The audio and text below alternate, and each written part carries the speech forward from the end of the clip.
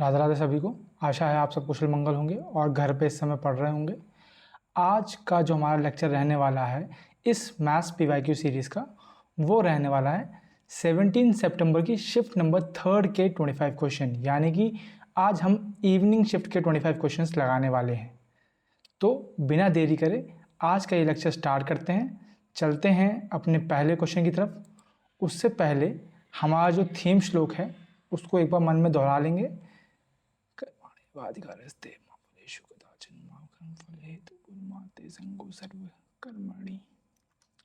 और इसी श्लोक के साथ हम चलते हैं आज के पहले क्वेश्चन की तरफ, जो कि रहने वाला है ये। Find the length of longest diagonal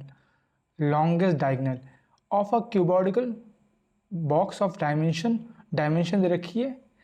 तो हमें पता होना चाहिए कि लॉन्गेस्ट डायगोनल एक क्यूबॉइड बॉक्स का उसका फॉर्मूला क्या होता है। उसका फॉर्मूला होता है under root of L square, length plus breadth plus height का स्क्वायर, उसका टोटल अंडर रूट। ये फॉर्मूला होता है। ये फॉर्मूला आपको पता होना चाहिए, ठीक है। नहीं पता है तो एक बार इसको नोट कर लेंगे। ये फॉर्मूला आपका होता है क्यूबॉइड के लॉन्गेस्ट डायगोनल का, ठीक है। अब बस वैल्यू पुट कर दो। और लेंथ कितनी है 1.2 का स्क्वायर प्लस 1.3 का स्क्वायर प्लस 1.5 का स्क्वायर, ठीक है। ये कितना है 1.44, 12 का स्क्वायर 44, 13 का स्क्वायर 169, 1.69 और 15 का स्क्वायर 225, 2.25। ऐड कर लो। ऐड करेंगे तो 5 6 5 9 9 9 8 8 3 5 38, यानी कि 5.38 आ गया, ठीक है। तो आपको पता है 22 का स्क्वायर कितना होता है। 22 का स्क्वायर होता है 484। तो और 23 का कितना होता है। 23 का होता है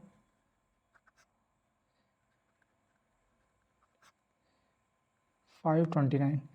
तो ये लगभग बड़ा है 23 से, मतलब 2.3 समथिंग आएगा। तो 2.3 का एक ही ऑप्शन है, तो वही हमारा आंसर हो जाएगा। तो आपको ध्यान रखना है इस केस में कि longest diagonal of a cuboid का फॉर्मूला क्या होता है, ये आपको पता होना चाहिए, बहुत ज़रूरी है, ठीक है। वो होता है अंडरस्कोर या फिर under root of L square plus B square breadth square plus height square, ठीक है। ये चीज़ आपको पता होनी चाहिए। चलते हैं अगले क्वेश्चन पे। अगला क्वेश्चन पूछता है if x is an integer such that x plus 1/x equal to 65/8। तो हमें निकालना है x माइनस 1/x की वैल्यू। तो आपको पता है x प्लस 1/x से अगर हमें x माइनस 1/x जाना होता है तो इसका फॉर्मूला क्या होता है। इसका फॉर्मूला होता है under root x plus 1/x का होल स्क्वायर -4। याद रखना, प्लस से अगर माइनस में जा रहे हैं, प्लस से अगर माइनस में जा रहे हैं, ठीक है, प्लस से अगर माइनस में जा रहे हैं तो -4 होगा। और अगर माइनस से प्लस में जा रहे हैं, माइनस से प्लस में जा रहे हैं, तो यही वैल्यू जो है x माइनस 1/x का होल स्क्वायर +4 होगा। ये चीज़ आपको पता होनी चाहिए, ठीक है। सिंपल सी बात है, इसमें पुट कर दो। मतलब कि कितना है 65/8 का होल स्क्वायर -4, यानी 4 को हम 2 स्क्वायर लिख सकते हैं। तो ये a square minus b square हो गया। तो मतलब कि 65/8 + 2 और 65/8 - 2 और अंडर रूट में, ठीक है। सॉल्व कर लो।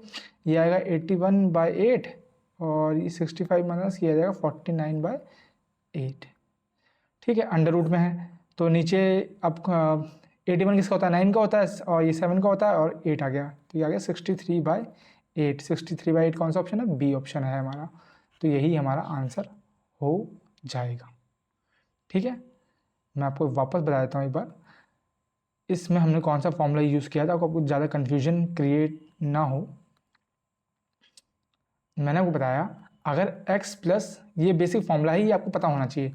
अगर x प्लस 1/x से हमें x माइनस 1/x में जाना है तो हमें x प्लस 1/x का होल स्क्वायर में -4 करना है। ये चीज़ आपको पता होनी चाहिए, ठीक है। ये फॉर्मूला है। और वहीं अगर हमें यहाँ से यहाँ जाना है, x माइनस 1/x से x प्लस 1/x जाना है, तो हमें यहाँ पर +4 करना है। बस इतनी सी चीज़ आपको ध्यान देनी है और यही फॉर्मूला होता है, ये चीज़ आपको नोट करनी है। ठीक है, चलते हैं आगे। अगला क्वेश्चन हमारा पूछता है, in a triangle the length of sides are 6, 12 and x unit, how many possible integer value are there for x। एक ट्राइंगल की 3 हमें लेंथ दे रखी है, एक साइड की लेंथ है 6, दूसरी की है 12, तीसरी की x। क्लियर? आपको पता है ट्राइंगल, कोई भी ट्राइंगल पॉसिबल हो तो उसके लिए सिंपल सा रूल है कि sum of 2 side should be greater than, always greater than third side. अगर ये कंडीशन फॉलो कर रहा है तो वो ट्राइंगल फॉर्म होगा अथवा नहीं होगा। तो सेम चीज़ है, ये A है, ये B है, ये C है, ऐसे समझ लो आप। तो A प्लस B कर लो पहले, 6 plus 12 greater than third side मतलब x, और 6 प्लस x ग्रेटर देन 12, और 12 प्लस x ग्रेटर देन 6। ये तीनों कंडीशन सेटिस्फाई होगी, समझ लो, तभी वो ट्राइंगल फॉर्म करेगा, नहीं तो नहीं करेगा। तो ये पहले कंडीशन क्या बोलता है, ये बोलता है 18 जो है, x जो है वो 18 से छोटा है, x जो है वो 18 से छोटा है। और ये वाली चीज़ क्या बोलती है, ये वाली चीज़ बोलती है कि ये 12, ये यहाँ जाकर माइनस हो जाएगा, तो x जो है वो 6 से बड़ा है, समझ रहे हो। और तीसरी कंडीशन तो ऑटोमेटिकली बोल रहा है कि x जो है बड़ा होना चाहिए -6 से, तो ये तो हमेशा, क्योंकि x जो है इंटीजर वैल्यू आएगी तो ये हमेशा पॉजिटिव रहेगा, तो ये तो सेटिस्फाई कर रहा है। मतलब इन दोनों से हम ये निकाल सकते हैं कि जो हमारा x है वो 18 से छोटा है लेकिन वो 6 से बड़ा है। क्लियर? तो x की वैल्यू क्या हो सकती है, x की वैल्यू 7 हो सकती है, 8 हो सकती है, 9 हो सकती है, 10 हो सकती है, 11 हो सकती है, 12 हो सकती है, 13 हो सकती है, 14 हो सकती है, 15 हो सकती है, 16 हो सकती है और 17 हो सकती है। तो कितनी वैल्यू होगी, ये होंगी आपकी इस तरह, देखो 1 2 3 4 5 6 7 8 9 10 11, कितनी होंगी, कितनी पॉसिबल वैल्यू हो सकती है आपकी, 11 वैल्यू हो सकती हैं x की। क्लियर? तो ये बेसिक सा क्वेश्चन था, ठीक है, इजी था, मैंने समझाने के लिए टाइम लिया, लेकिन आप इसको बाय डिफ़ॉल्ट बहुत जल्दी फुर्ती से एकदम कर सकते हैं। ठीक है, चलते हैं आज के फोर्थ क्वेश्चन पे। फोर्थ क्वेश्चन बोलता है, अरविंद और चेतन दो दोस्त हैं, started running simultaneously from the same point in the same direction, direction कौन, सेम डायरेक्शन है, on a circular track of 210 meter का सर्कुलर ट्रैक है। If Arvind takes 180 seconds to complete one round and Chetan takes 420 seconds to complete one round, after how much time will they meet। ये आपसे पूछा गया है कि दो बंदे हैं, दो दोस्त हैं, एक को टाइम लगता है 180 सेकेंड एक राउंड पूरा करने में, और दूसरे को टाइम लगता है 420 सेकेंड। ठीक है, तो अगर सर्कुलर ट्रैक जो है वो 210 मीटर का है तो उनको कितना टाइम लगेगा। तो आप समझो, ऐसे क्वेश्चन में क्या करना है आपको, एक बंदे को जितना टाइम लगता है दूसरे बंदे को कितना टाइम लगता है, उसका एलसीएम ले लो आप। तो जो एलसीएम रहेगा ही है ना, T1 और T2 का जो एलसीएम रहेगा वही आप उतने टाइम बाद ही वो दोनों आपस में मिलेंगे। ठीक है, वापस मिलेंगे। ये बेसिक सा ट्रिक है, अगर आप समझ जाएंगे तो बहुत अच्छी बात है, नहीं समझेंगे तो मैं आपको वापस रिपीट कर दूंगा एक बार। ठीक है, अब समझो, पहला बंदा है अरविंद, दूसरा बंदा है चेतन। अरविंद को लगता है 180 सेकंड और चेतन को लगता है कितना, 420 सेकंड। दोनों का एलसीएम कितना होगा, 200 एलसीएम होगा, 18 और 42 का 126, मतलब 1260 सेकेंड इनका एलसीएम है।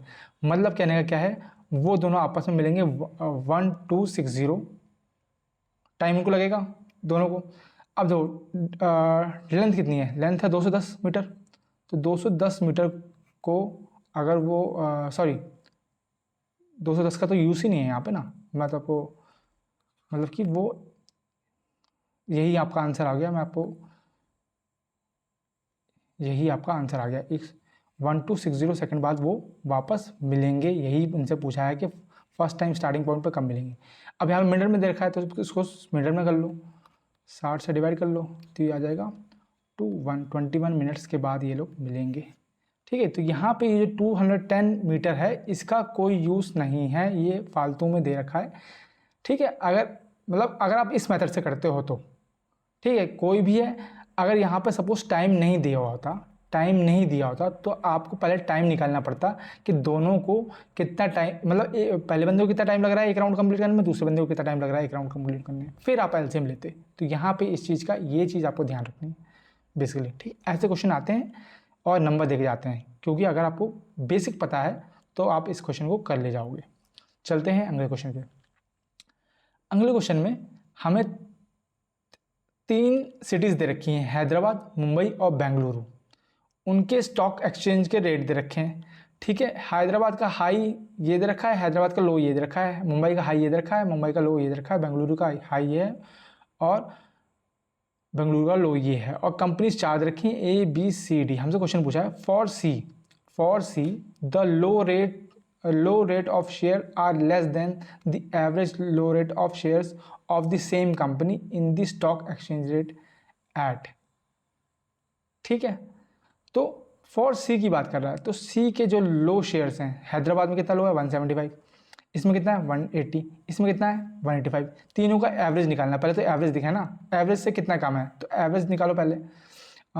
इनको ऐड करेंगे तो आएगा ये 0 4 540 डिवाइड बाई 3 यानी कि आएगा 180।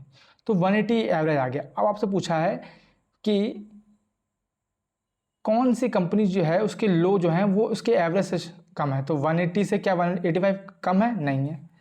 क्या 180 से 180 कम है? नहीं है, इक्वल है, कम नहीं है। तो कम किसका है? कम है सिर्फ हैदराबाद का। कम किसका है? कम है सिर्फ हैदराबाद का। तो यही आपका आंसर हो जाएगा। क्लियर? सिंपल था। आपसे पूछा गया था कि जो एवरेज दे रखा है तीनों सिटीज़ का, है ना, उससे किस सिटी का लो जो है वो कम है, ये आपसे बेसिकली पूछा गया था। तो उसी तरीके से आपको करना था। चलते हैं आगे।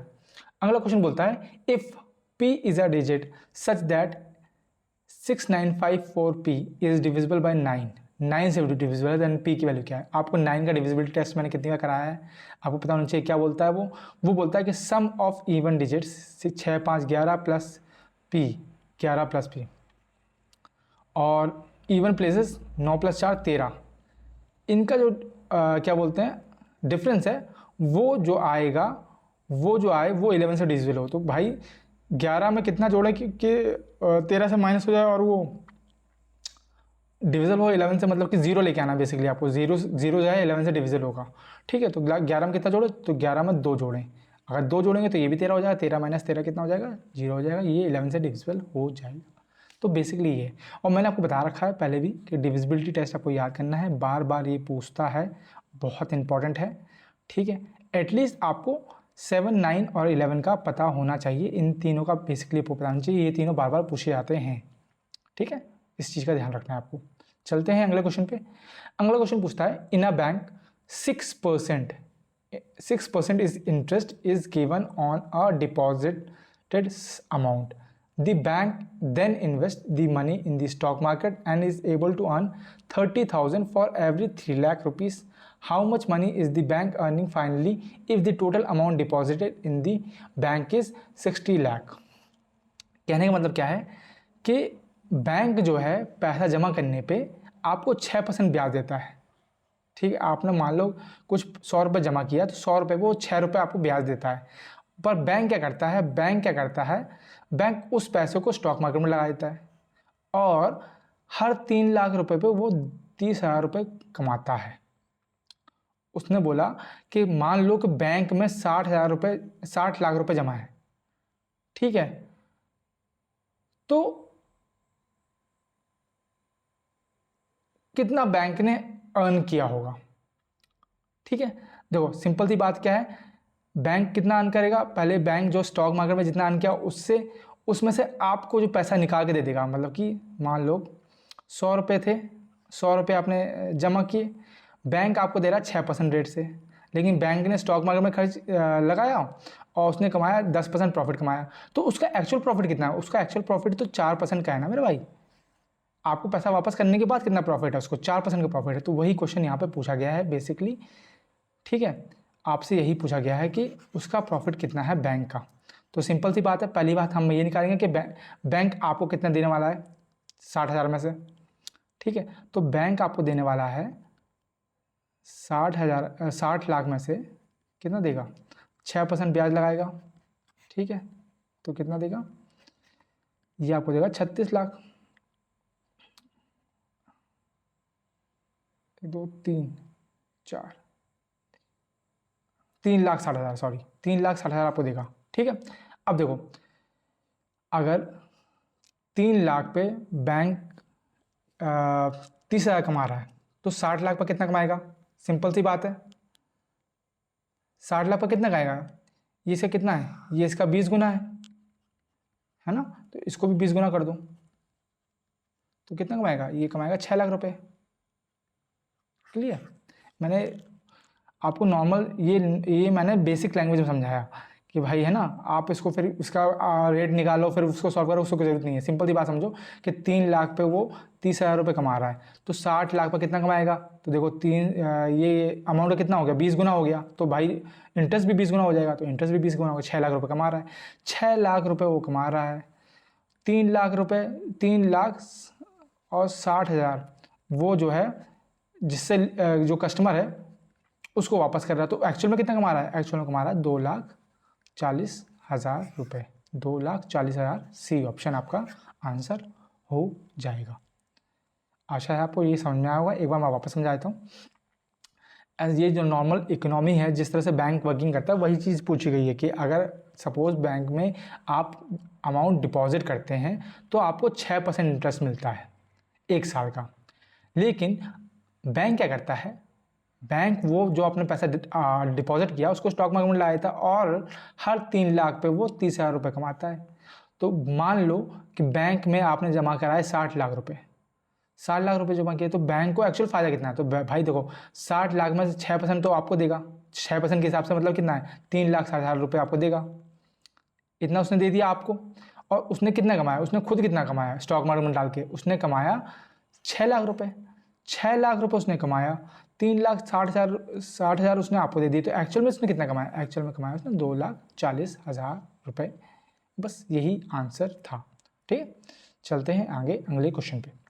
अगले क्वेश्चन में हमें एक टेबल दे रखा है और टेबल में हमें एक्सपेंडिचर दे रखा है ऑफ अ फैक्ट्री, है ना, अलग अलग साल में। और हमसे पूछा क्या है, हमसे पूछा ये देखो आप, हमसे पूछा है what was the average expenditure on transport per year that the factory had to pay during the given period. Transport को पूछा है भाई, ट्रांसपोर्ट कहाँ है, इस पे एवरेज कितना है एक्सपेंडिचर का, तो पहले इसको जोड़ लो, 3 20, अब एवरेज है तो 4 से डिवाइड कर लो, कितना आएगा 50755,075, कौन सा ऑप्शन, यही ऑप्शन, सी ऑप्शन आपका वो आंसर हो जाएगा। सिंपल क्वेश्चन था, तो ये चीज़ आपको ध्यान रखनी है कि एक्चुअली में पूछा गया है। क्वेश्चन देखे देखना नहीं है कि भाई लंबा होगा तो आंसर भी लंबा होगा, पहले क्वेश्चन देखो एक्चुअल में क्या पूछा गया है, एक्चुअल में जो पूछा गया उसके अकॉर्डिंग आपको देखना है कि ये क्वेश्चन जो है वो तुरंत करने वाला है या लास्ट में करने वाला है। क्योंकि जब भी एग्जाम देते हो टाइम मैनेजमेंट बहुत ही इंपॉर्टेंट रोल प्ले करता है, आपके कितने मार्क्स आएंगे उस पर, ठीक है। चलते हैं अगले क्वेश्चन के ऊपर। अगला क्वेश्चन पूछता है इफ कॉसेक एक्स की वैल्यू 5/4 है तो आपको इसकी वैल्यू निकालनी है, ये इक्वेशन की वैल्यू आपको निकालनी है। सिंपल सी बात है। अब आप देख पा रहे होंगे कि ये साइन कॉट में है, पहले तो इसको आप क्या कर लें, इसको आप कर लें साइन कॉस में कर लो, है ना, और कॉसेक का उल्टा का साइन होता है, तो साइन की वैल्यू क्या हो जाएगी, साइन की वैल्यू हो जाएगी 4/5, सिंपल। और साइन कॉस में करोगे तो ये आएगा 5 साइन स्क्वायर प्लस 8 कॉस, मतलब होता है कॉस को अपन साइन स्क्वायर, ठीक है, अपॉन 27 ए स्क्वायर अपन सी स्क्वायर माइनस 125 सी स्क्वायर। ये तो आपको पता है कि मैं साइन को ऐसे लिख रहा हूँ क्योंकि टाइम बचाने के लिए, ठीक है।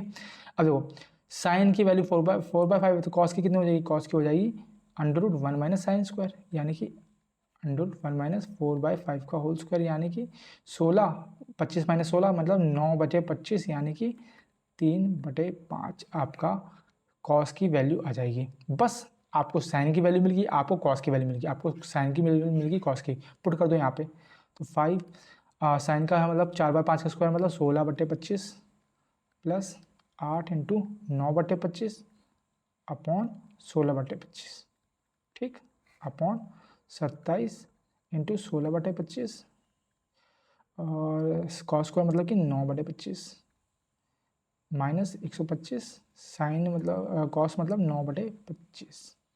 ये आपका सॉल्यूशन हो जाएगा जैसे इसको सॉल्व करेंगे। फटाफट काट पीट लो।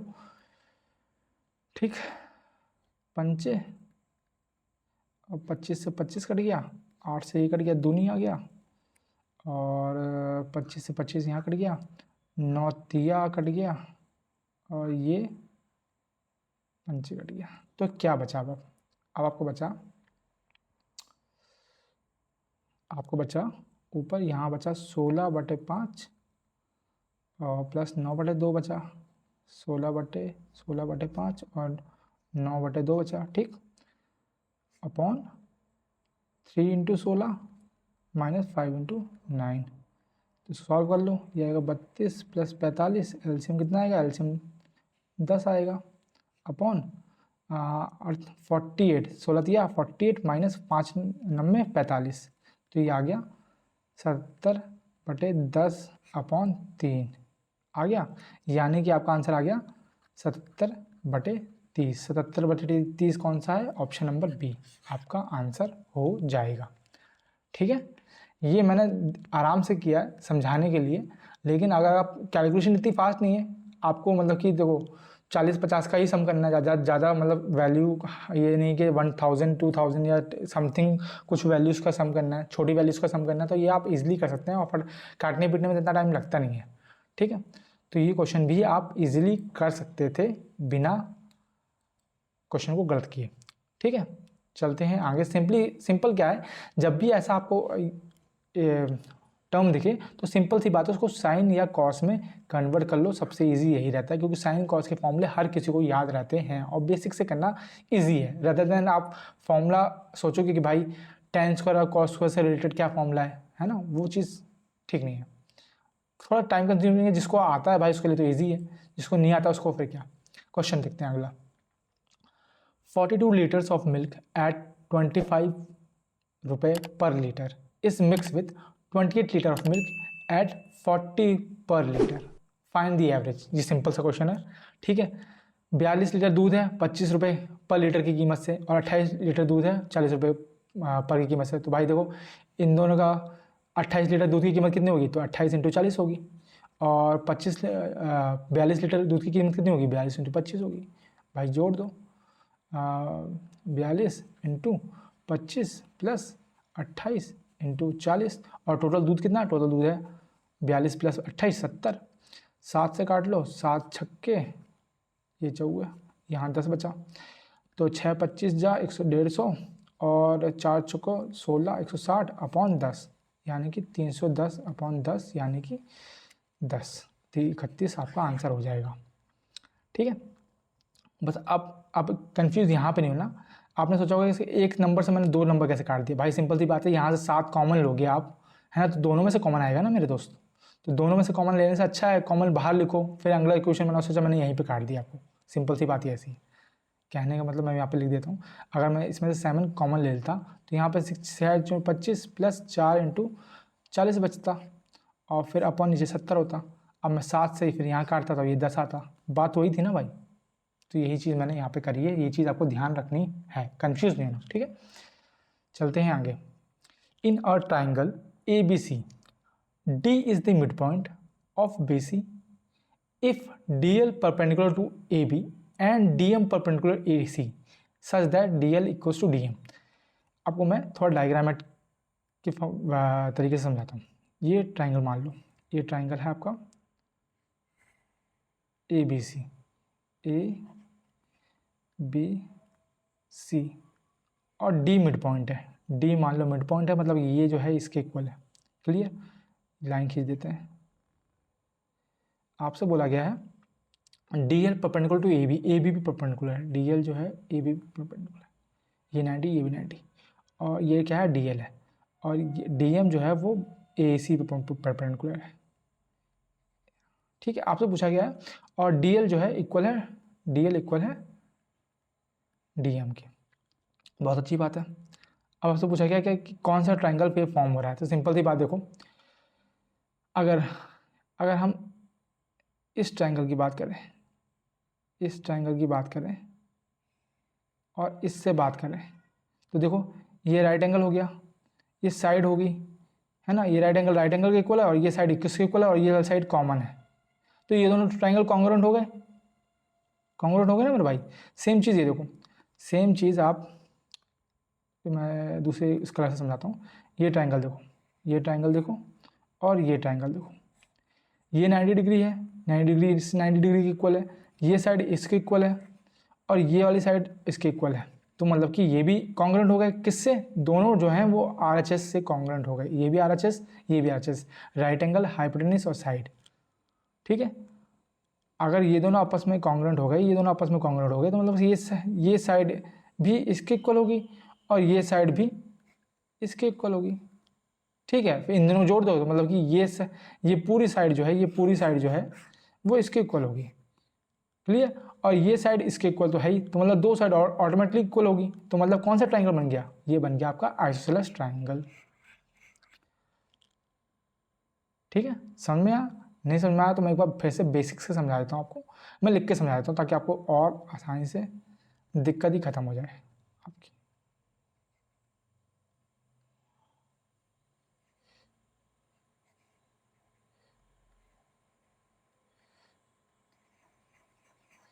ठीक है, मैं एक बार मैं आपकी प्रॉब्लम का सॉल्यूशन ही कर देता हूँ, वापस से बना देता हूँ एक बार और समझा देता हूँ आपको।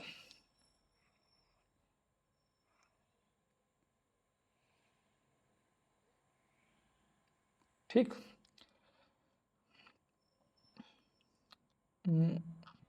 मैं ट्रायंगल की बात कर लेता हूँ, मैं ट्रायंगल की बात कर रहा हूँ, ट्रायंगल ALD, ALD ये वाला ट्रायंगल, और ट्रायंगल की बात कर रहा हूँ मैं, ट्रायंगल AMD, AMD। ठीक है, ये दोनों जो हैं ये दोनों आपस में कॉन्ग्रुएंट हो जाएंगे, क्यों, क्योंकि एक राइट एंगल जो है इसके इक्वल है, ये साइड इसके इक्वल दे रखी है, कहाँ दे रखी है, ये दे रखी है। ठीक है, और ये साइड जो है ये कॉमन है, क्या है, कॉमन है, तो बाय RHS रूल ये दोनों ट्रायंगल आपस में कॉन्ग्रुएंट हो जाएंगे। क्लियर, वहीं मैं बात करूं अगर इस ट्रायंगल की, ये ट्रायंगल, ट्रायंगल BDL और ट्रायंगल CDM, ये दोनों भी आपस में कॉन्ग्रुएंट हो जाएंगे, क्यों, सेम वही प्रॉपर्टी, ये 90 डिग्री है, यहाँ पे ये 90 डिग्री है, ये साइड जो है इसके इक्वल होगी और ये दोनों साइड तो अपने आपस में इक्वल पहले से दे रखा है क्योंकि ये मिड पॉइंट है, तो ये दोनों कॉन्ग्रुएंट हो गए। कॉन्ग्रुएंसी से आप इस ट्रायंगल के दोनों आपस में कॉन्ग्रुएंट हो गए, तो आप बोल सकते हो कि जो AL है वो हमारा AM के इक्वल है, ये जो है इसके इक्वल है। क्लियर, और ये दोनों कॉन्ग्रुएंट हो गए तो आप बोल सकते हो जो BL है वो CM के इक्वल है, ये जो है इसके इक्वल है। ठीक है, अब इन दोनों को आप मिला दोगे तो आपको पता चल जाएगा कि ये जो साइड है, ये जो बड़ी वाली साइड है, ये जो साइड है ये इसके इक्वल आ रही है। ठीक है, बड़े बड़े ट्रायंगल की बात करें तो हम बड़े बड़े ट्रायंगल की बात करें तो ये साइड इसके इक्वल है और क्या बोलते हैं, ठीक है, तो क्या बोले, ये साइड इसके इक्वल होगी, मतलब दो साइड आपके इक्वल होगी, तो दो साइड किस ट्रायंगल में इक्वल होती हैं, आइसोसेलेस ट्रायंगल में इक्वल होती हैं। बस यही सिंपल सी चीज़ थी, आपको देख के समझाना चाहिए, समझ जाना चाहिए, बस मैं आपको समझाने के लिए समझाने की कोशिश कर रहा हूँ, इसलिए ताकि अगर मैं आपको बिल्कुल भी कॉन्ग्रुएंसी भी ना पता हो तब भी आप कैसे किस तरह से कर सकते हैं ये मैं आपको बताने चाहिए। ठीक है, चलते हैं आगे। अगला क्वेश्चन बोलता है the market price of a TV set is 18,500 if the dealer allows two successive discount of 20 and 5%, तो टीवी कितने में अवेलेबल हो जाएगी। देखो, अब इसको करने के दो तरीके हैं, दो तरीके हैं, क्या है, यहाँ पर मैं देता हूँ फर्स्ट वे, यहाँ लिखता हूँ सेकंड वे, आपको जो पसंद आए आप उससे कर लीजिएगा। ठीक है, फर्स्ट वे बोलता है कि आप सक्सेसिव डिस्काउंट का फॉर्मूला लगा दो, सक्सेसिव डिस्काउंट का फॉर्मूला लगा दो, वो क्या होता है, वो होता है x + y - xy अपॉन 100। ठीक है, एक 20 है, एक 5 है, -20 × 5 अपॉन 100 यानी कि 24%। 24% डिस्काउंट मिला, मतलब कि चीज़ की कीमत कितनी होगी, टीवी की कीमत कितनी होगी, 76% होगी। 76% ऑफ टोटल कितना है, ठीक। एक ये तरीका, इससे कुछ आंसर निकल के आएगा। दूसरा तरीका क्या है, दूसरा तरीका ये है कि टीवी की कीमत है 18,500, पहली बार 20% डिस्काउंट मिला, मतलब कि कीमत कितनी होगी, 80% होगी। और दूसरी बार 5% का डिस्काउंट मिला, मतलब कीमत कितनी होगी, 95% होगी। बस आप इसको काट कर लो, ये 19, ये 20, 20 चौको तो ये आएगा 185 और 76 करोगे इसको आएगा, वही तो सेम ही आ गया, 76 इंटू 185 कितना आ जाएगा, 14060 ये आपका आंसर हो जाएगा। तो ये दो तरीके हैं, एक बाय फॉर्मूला, दूसरा बाय बेसिक। तो आपको जो पसंद आए आप उससे लगा सकते हैं। ये दो फॉर्मूले, ये दो तरीके हैं इस क्वेश्चन को सॉल्व करने के। चलते हैं आगे अगले क्वेश्चन पे।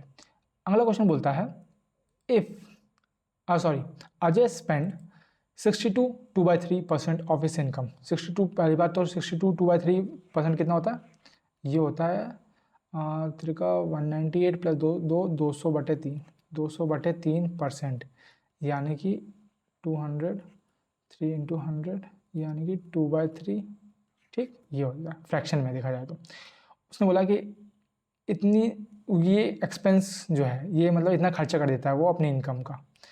If his income is increase by 25%, increase को 25% इंक्रीज कर दिया और एक्सपेंडिचर को 20% इंक्रीज कर दिया, तो सेविंग पे क्या इफेक्ट रहेगा, तो सेविंग कैसे रहेगी वो पूछा गया है। तो मान लो इनकम, एक्सपेंडिचर, सेविंग। मान लो इनकम 100 थी, इनकम 100 थी और उसने खर्चा कितना है, 2/3 खर्चा है, यानी कि कितना हो गया ये हो गया 66.67 खर्चा है। तो सेविंग कितनी होगी, सेविंग होगी 33.33, ठीक। अब इनकम बढ़ा दी 25%, तो ये हो गई 125, क्लियर। और एक्सपेंडिचर कितना हो गया, 20% बढ़ाया, तो ये कितना हो जाएगा, ये हो जाएगा 120% ऑफ 66.67, यानी कि 6 और 5 यानी कि 6 से करेंगे तो 2,0,0,0,4/5, मतलब अप्रॉक्सीमेटली 80 मान लो, मोटा मोटा। 125 में से 80 खर्च कर रहा है तो बचेगा कितना, बचेगा 45। देखो पहले 33.33 सेविंग थी, अब 45 है, तो कितनी की बढ़ोतरी होगी, बढ़ोतरी होगी 11.67 की। 11.67 की बढ़ोतरी होगी किसमें, पहले कितनी थी 33.33 थी इंटू 100। अब मोटा मोटा आप देखो, ठीक है, आपको एग्जैक्ट तो निकालना नहीं, ये इसका 3 लगभग 3 है और 100/3 मतलब 33.33 समथिंग कुछ आएगा। 33 से आसपास कौन सा है, यही है 35 वाला, तो यही आपका आंसर हो जाएगा, ठीक है। क्योंकि भाई 30 की लाइन में यही है, ये 49 तो बहुत ज़्यादा हो जाएगा ना, समझ रहे हो, तो कितना ही जाएगा, तो ये अप्रॉक्स लेके चलोगे आप तो फिर इस क्वेश्चन का आंसर आराम से निकल आएगा, ठीक है। बाकी आप कैलकुलेशन करोगे तो और लेंथी होगा। कितना कैलकुलेटिव क्यों बनाना है, जब हम इजीली ऑप्शन के थ्रू, एलिमिनेशन के थ्रू हम वो क्वेश्चन कर सकते हैं, तो कैलकुलेशन करने की क्या ज़रूरत है। वहाँ पे कोई ये चक्कर तो आ नहीं रहा कि भाई आपने कितना एग्जैक्ट निकाला है, पॉइंट डेसिमल का सिंगल प्लेस तक निकाला, डबल प्लेस तक निकाला, ये नहीं भाई। अगर आंसर सही है तो आपको नंबर मिलेगा, आंसर सही नहीं है तो आपको नंबर नहीं मिलेगा। वो CBSE वाला रूल नहीं है कि आपका हर स्टेप का नंबर देखा जाता है। अगर सिर्फ लास्ट स्टेप तक आपने सही किया और सिर्फ आंसर गलत आया तो 5 में से 4 नंबर मिल गए, 1 नंबर काट दिया लास्ट आंसर का, वो वाला सीन नहीं है यहाँ पे, ठीक है। ये चीज़ आपको ध्यान रखनी है। चलते हैं अगले क्वेश्चन पे।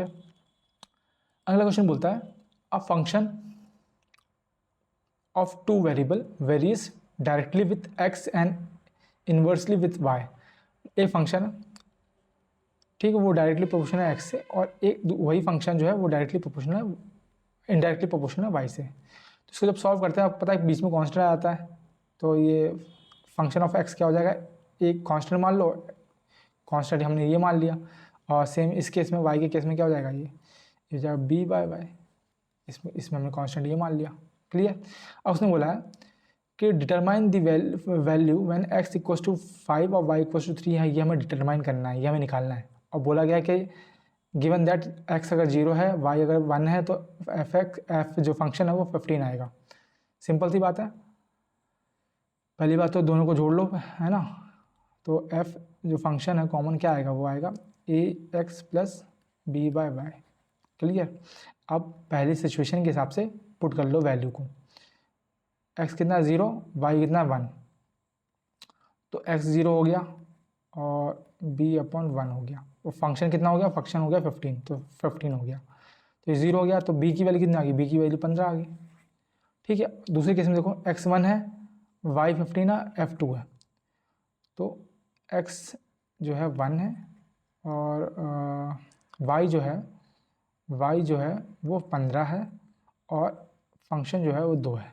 हमें पता है बी की वैल्यू हमने कितने निकाली, वो 15 निकाली, 15 बाय 15 1 हो जाएगा, तो ए प्लस 1 इक्वस 2, ए की वैल्यू कितनी आ गई, 1 आ गई। ए की वैल्यू 1 आ गई, बी की वैल्यू 15 आ गई। अब हम निकाल लेंगे, सिंपल सी बात है, हम क्या निकालना है, हमें ये निकालना है। तो फंक्शन की वैल्यू क्या होगी जब फंक्शन की वैल्यू क्या होगी जब x 5 है, तो a कितना है 1 है, 1 टू 5 प्लस y कितना है, y 3 है, मतलब 15.3, तो ये हो गया 5 प्लस 5, 5 प्लस 5 कितना होता है, फंक्शन कितना जाएगा, 10 आ जाएगा। क्लियर। सिंपल था। हर स्टेप मैंने आपको इसलिए समझाया है ताकि आपको इजीली समझ में आ जाए। ठीक है। और अगर दिक्कत है तो एक बार इसको 2 मिनट पहले जाके वापस इसको देख लीजिएगा। चलते हैं आगे। In how many years will ₹7,200 amount to 8,928 at simple interest of 8% per annum. Simple सी बात है, 8% हर साल का ब्याज लग रहा है, किसके ऊपर, इसके ऊपर, और अब ये होके इतना हो गया, तो पहली बात तो बढ़ा कितना है, ये बढ़ गया कम से कम 1728, इतने रुपये ये बढ़ गया। ठीक है। एक साल में कितना बढ़ रहा है देख लेते हैं। एक साल में बढ़ रहा है ये 7200 इंटू 8 इंटू 1 अपॉन 100 कट गया 72 अट्ठे 6 7 5 576 बढ़ रहा है। 576 एक साल में बढ़ रहा है, और टोटल कितना बढ़ गया है, टोटल इतना बढ़ गया है, तो भाई कितने साल में होगा, ये इसका कितना गुना है, 6, यहाँ पे 8 है तो ये 3 गुना हो सकता है, 3 गुना, हाँ 3 गुना, तो मतलब कि 3 साल में इतना हो गया, तो आंसर कितना आ गया, 3 साल में इतना हो गया। सिंपल सी बात है। एक साल में ब्याज इतना है, एक 1 ईयर में। ठीक है। तो ये कितने साल में होगा, जाहिर सी बात है, तो 576 दो साल में कितना हो जाएगा, इसका डबल, 3 साल में कितना हो जाएगा, ट्रिपल ही तो है ये, तो 3 साल में इतना हो जाएगा, बात खत्म। ठीक। चलते हैं अगले क्वेश्चन पे। अगला क्वेश्चन पूछता है कि tan की वैल्यू 3/5 है तो cos की वैल्यू कितनी होगी। तो सिंपल सी बात है, ऐसे क्वेश्चन में आपको फॉर्मूला वगैरह नहीं ढूंढना है, आपको पता होना चाहिए क्या, कि पंडित भद्री प्रसाद हर हर बोले सोना चांदी तौले। ठीक है। tan क्या होता है, tan आपका होता है परपेंडिकुलर अपॉन बेस। tan क्या होता है, परपेंडिकुलर अपॉन बेस, कितना है 3/5, परपेंडिकुलर 3 है, बेस 5 है, हाइपोटेन्यूज कितना होगा, हाइपोटेन्यूज कितना होगा 9 और 25 34 हो जाएगा हाइपोटेन्यूज। कॉस क्या होता है, कॉस होता है आपका base upon hypotenuse, base upon hypotenuse, base कितना है 5 है और हाइपोटेन्यूज कितना है 34 आया, तो 5√34 आपका आंसर हो जाएगा। ऐसे क्वेश्चन में आपको सिंपली जो है ज़्यादा वो देखना नहीं है कि भाई कौन सा फॉर्मूला लगेगा, इसको मैं साइन में भाई कॉस में करूँ फिर कौन सा फॉर्मूला लगाऊँ, ये सब मत देखो भाई। सिंपल सी बात बताऊँ मैं आपको, इस तरह से कर लो, फटाफट हाइपोटेन्यूज निकाल ही लोगे आप और फिर आंसर भी आराम से निकाल लोगे। चलते हैं आगे। आगे हमें 4 मैन्युफैक्चरर दे रखे हैं PQRS। ठीक है। और ये मोटर बाइक बना रहे हैं, क्या बना रहे हैं, मोटर बाइक बना रहे हैं। हमसे पूछा है find the ratio of total number of sales of motor bike of manufacture Q की टोटल नंबर बाइक्स, क्यू का है यहाँ, तो जोड़ लो भैया, सबको जोड़ लो। लास्ट में 0 2 15। इसका रेशियो किससे निकालना है? Number of sales of bike motor bikes of manufacture S ये आ रहा, इसको जोड़ लो, ये आ जाएगा 0 4 21। इसका रेशियो निकालना है, कट कर लो भाई, काटो 304, काटो 428, फिर काटो 214, फिर काटो 142, फिर काटो 76, 107, 76 और 107 तो कटेंगे नहीं, 76 और 107 कौन सा? ऑप्शन नंबर बी आपका आंसर हो जाएगा। सिंपल था, सिर्फ यू रेशियो पूछा था, वो भी सम का, तो सम कर लो फटाफट और रेशियो निकाल दो, बहुत ईजी। चलते हैं आगे। आगे पूछता है अगर sine theta plus cos theta जो है √3 कॉट थीटा है, तो कॉट थीटा की वैल्यू निकालनी है। सिंपल,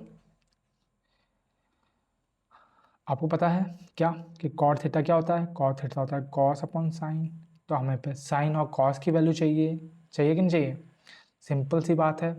अब देखो, ये देखो, यहाँ देखो, ये साइन और कॉस यहाँ पे भी, कॉस यहाँ पे भी, तो कॉस को इधर भेज दो पहले आप, तो ये हो जाएगा sine equals to √3 cos minus cos, cos common ले लो तो √3 - 1 हो जाएगा साइन, तो साइन अपॉन कॉस क्या हो गया?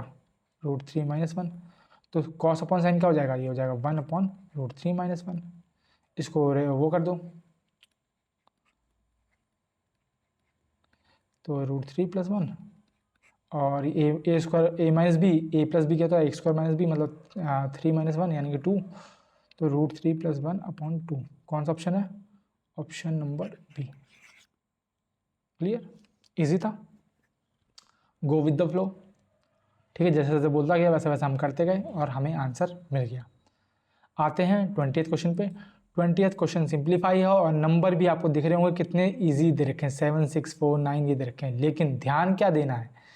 सिंप्लीफिकेशन में दो चीज़ों का ध्यान रखना है, एक तो कैलकुलेशन आपको जल्दी नहीं करनी और दूसरी बात बॉड मास का फॉलो करना है, इस नियम का फॉलो करना है और कैलकुलेशन में जल्दी नहीं करनी। बॉड मास का साथ पहले डिवाइड आता है और फिर मल्टीप्लाई आता है, तो पहले डिवाइड करेंगे इसको 4/9, डिवाइड में उल्टा हो जाएगा 3/5 इंटू 1/16, कट कर लो, 4 चुका तिया, तो ये आ जाएगा कितना? आ जाएगा 1/60, 1/60 आ गया है, और ये क्या है? -7/6 प्लस, ओके कर लो, एलसीएम कितना आ जाएगा? -70 + 1/60 यानी कि -69/60, कट कर लो भैया 23 और ये 20, तो -23/20 माइनस, इसी से ध्यान रखना है। ठीक है, वैसे तो सारे माइनस में थे पर कभी कभार जो है वो माइनस प्लस में भी हेर फेर कर देता है, तो इस चीज़ का आपको ध्यान रखना है। चलते हैं 20th क्वेश्चन पे। 20th क्वेश्चन बोलता है a circular arc make angle 15 degree at the centre, if the radius of the circular arc is 14 centimetre, what is the perimeter? Simple सी बात है, आर्क क्या होती है? इस पूरे को हम बोलते हैं, क्या बोलते हैं? सेक्टर, और इसको बोलते हैं आर्क, इसको बोलते हैं क्या? आर्क। इतनी चीज़ आपको पता होनी चाहिए। क्वेश्चन बोला है, क्वेश्चन में आपसे बोला है कि जो एंगल बना रही है सर्कुलर आर्क वो है 15 डिग्री, ठीक है, और रेडियस की है कितनी है? रेडियस है 14 सेंटीमीटर। तो आपको पेरीमीटर निकालना है of this sector, perimeter of sector. तो इस सेक्टर का पेरीमीटर क्या है भाई? ये रेडियस प्लस ये रेडियस प्लस ये आर्क, तभी तो फॉर्मूला आएगा। तो उसका फॉर्मूला बनता है 2 रेडियस प्लस ये आर्क की लेंथ, तो आर्क की लेंथ निकालने का फॉर्मूला है 2πr θ/360।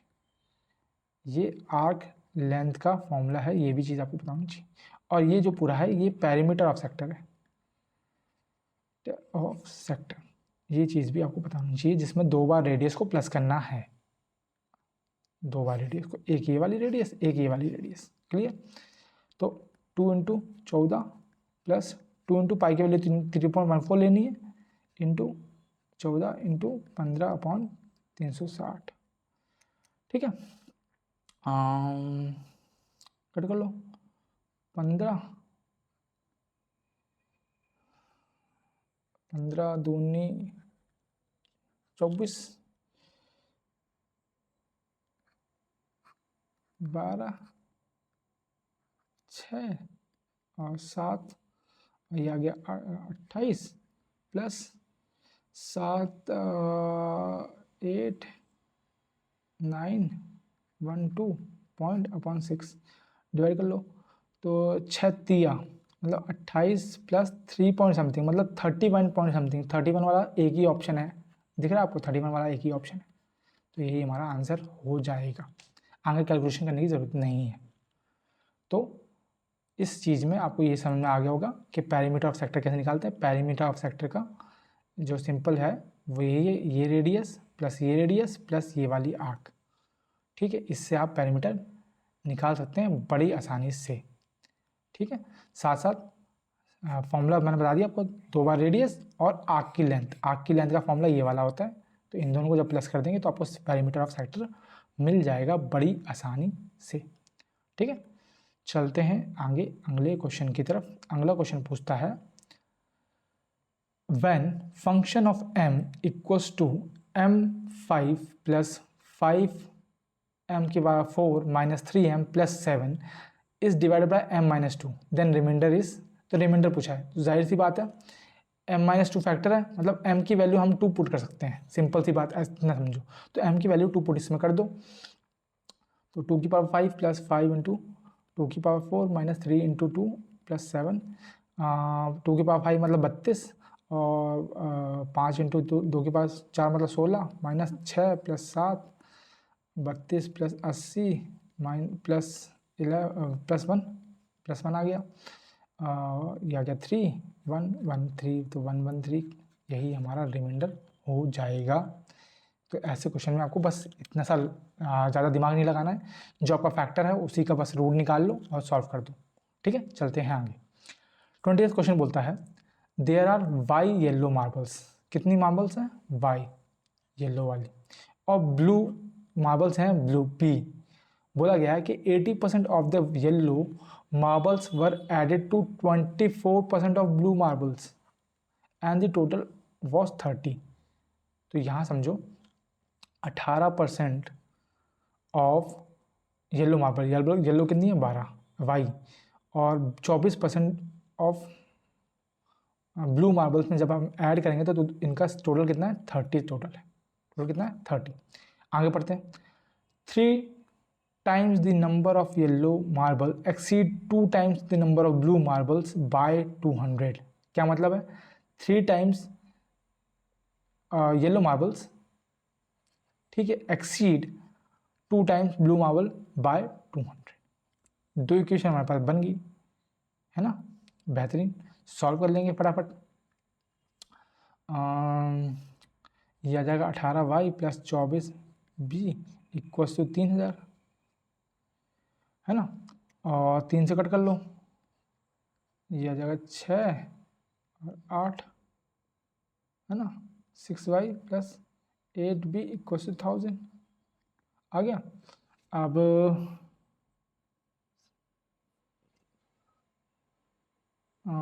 इस अच्छा 200 और कट हो रहा है तो 200 और कट कर लो भाई, तो ये हो जाएगा 3y plus 4b equals to 500। मतलब काट पीट के हमें एक ये मिला और एक इक्वेशन हमारे पास ये है। अब इन दोनों को हमें सॉल्व करना है, सिंपल सी बात है, ठीक है। यहाँ y की वैल्यू 3 है, यहाँ पे भी y की वैल्यू 3 है, सिंपल सी बात है। जो इसको कर लो ऐड, माइनस कर लो, माइनस करोगे तो ये आएगा 6b अपॉन माइनस 300। तो b की वैल्यू कितनी आ गई? b की वैल्यू 50 आ गई। b की वैल्यू 50 आ गई तो b की वैल्यू 50 आ गई, यानी कि 100 हो गया ये, और यहाँ से 300 हो गया। तो इससे हमें पता चल गया कि 3y इक्वल्स टू 300। तो y की वैल्यू कितनी आ गई? y की वैल्यू 100 आ गई। हमसे पूछा क्या है? What is the ratio of Y square to B square, Y square upon B square, यानी कि Y square upon B square का रेशियो पूछा है। वाई कितना है? वाई है 100 इंटू 100, और बी कितना है? 50 इंटू 50। तो कितना आ जाएगा? 2 इंटू 2, यानी कि 4 आंसर आ जाएगा, 4:1 आ जाएगा। क्लियर? वापस बता देता हूँ, ठीक है। हमसे पहली बार बोला गया कि 18% of yellow marbles were added to 24% of blue marbles and the total was 30। तो हमने वही किया, 18% of yellow plus 24% of blue equals to 30। अब हमने ये 100 को कॉमन लिया, वहाँ भेज दिया, फिर हमने इसको फिर कट किया, एक बार कट कर किया, फिर दोबारा इसको वापस कट किया, तो ये आप सिंपलेस्ट फॉर्म में आ गया।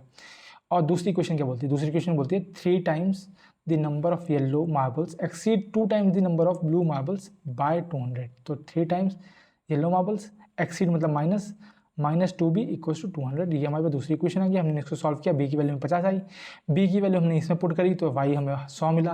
और हमसे पूछा क्या है, हमसे पूछा है कि वाई स्क्वायर और बी स्क्वायर का रेशियो क्या है। तो वाई स्क्वायर और बी स्क्वायर क्या है, हमने रेशियो निकाला तो हमें पता लगा रेशियो आया 4:1। क्लियर, तो यही हमें करना था। चलते हैं अगले क्वेश्चन पे। अगला question, if a triangle has a perimeter कितना 52 units then all its side have length. Length कितनी होगी सारी साइड की, ये पूछा गया है। हमें एक भी साइड की लेंथ नहीं दे रखी, पर हमें क्या पता है पेरीमीटर क्या होता है, पेरीमीटर होता है सम ऑफ ऑल साइड्स। तो मान लो एक साइड ए है, दूसरी साइड बी है, तीसरी साइड सी है, तो इनका सम कितना दे रखा है 52। इतनी चीज़ हमें पता है। और हमें ये भी इसी से निकाल लो आप, ए प्लस बी जो है वो 52 माइनस सी हो जाएगा, इसी से सॉल्व कर लो। हमें क्या पता है कि एक ट्राइंगल जो है तभी बनेगा जब sum of two sides always greater than third side, इतना हमें पता है। तो मतलब क्या है, A plus B always greater than C, A plus C always greater than B, और B plus C always greater than A. अगर ये तीनों कंडीशन सेटिस्फाई कर रहा है तभी हमारा ट्राइंगल जो है वो फॉर्म करेगा अथवा नहीं करेगा। ठीक, ये मैं आपको पहले भी करा चुका हूँ। अब देखो, ए प्लस बी की वैल्यू हमें पता है कितनी है 52 माइनस सी, तो यहाँ पुट कर दो। तो 52 माइनस सी ग्रेटर देन सी यानी कि 52 ग्रेटर देन 2c यानी कि 26 ग्रेटर देन c, यानी कि c जो है हमेशा c की वैल्यू हमेशा 26 से छोटी होगी। तो हमें से एक साइड का ही पूछा है कि साइड क्या होगी, तो इतना पता लग गया कि 26 हमें से छोटी होगी। तो सिंपल सी बात है, हमें पहली इक्वेशन से ही हमें आंसर मिल गया कि c जो है कोई भी जो हमारी साइड है, एक साइड वो हमारी हमेशा 26 से छोटी होगी। यही चीज़ हमें निकालनी थी। ठीक है, चलते हैं आगे। आगे में हमें एक बार ग्राफ दे रखा है और हमसे बोला गया है कि नंबर ऑफ स्टूडेंट दे रखे हैं जो कि गेट एग्ज़ाम में क्वालिफाई किए हैं ओवर द ईयर्स 2019 से 2000। हमसे पूछा है कि what percentage increase in the number of students in 2019 over 2018। तो 2018 में कितने थे, ये थे 140, है ना, और 2019 में कितने हैं, 19 में है 180। तो कितना इंक्रीज हुआ है, इंक्रीज हुआ है 40 का इंक्रीज हुआ है 140 पे। तो कितनी परसेंट बन रही है भाई, 2 सत्ते यानी कि 200/7 यानी कि 2 × 14, 60 8 56 28 समथिंग, 28 वाला कोई है, 28 वाला एक ही ऑप्शन है। ठीक, तो यही हमारा आंसर हो जाएगा। हमें आगे पॉइंट में निकालने की जरूरत नहीं है इस केस में भी, क्योंकि नॉर्मली 28 से रिलेटेड कोई ऑप्शन है नहीं, 28 से रिलेटेड एक ही ऑप्शन है, तो मतलब यही होगा।